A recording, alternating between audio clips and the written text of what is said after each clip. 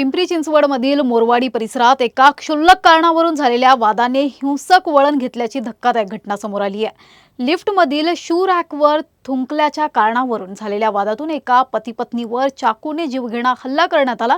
ही संपूर्ण घटना सीसीटीव्ही कॅमेऱ्यात कैद झाली असून त्याचे फुटेज आता समोर आले आहेत। या प्रकरणी एका महिलेसह अल्पवयीन मुलाविरोधात गुन्हा दाखल करण्यात आला असून महिला आरोपीला पोलिसांनी अटक केली आहे। दुसरीकडे आरोपी महिलेच्या पतीने फिर्यादी कुटुंबावरच छळ आणि मारहाणीचे आरोप केले आहेत। त्यामुळे या प्रकरणाला नवं वळण मिळालं असून संत तुकाराम नगर पोलीस दोन्ही बाजूंच्या आरोपांची सखोल चौकशी करत आहेत। मी योगेश उभयकर, राहणार रेणुका गुलमोहर, मोरवाडी, पिंपरी। आम्हाला बऱ्याच वर्षापासून 5-6 वर्षापासून आमच्या शेजारी जे आहे संतोष कदम यांच्या कुटुंबापासून त्रास होतोय, मानसिक त्रास होतोय। बऱ्याच वेळेला आम्हाला शिवीगाळ केली जाते, माझ्या कुटुंबाला शिवीगाळ केली जाते।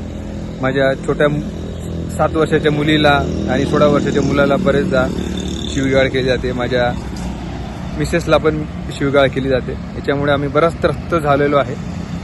आणि एवढंच नाही, यांचा त्रास इतक्यावर थांबला नाही तर यांनी माझ्या मुलाला एकटं बघून मारहाण केली।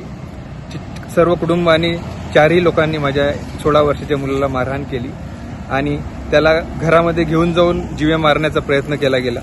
तेवढ्यात आमच्या शेजारीच्या दुसऱ्या शेजारींनी दार उघडल्यामुळे तो वाचला आणि असा त्रास आम्हाला सारखा होत आहे।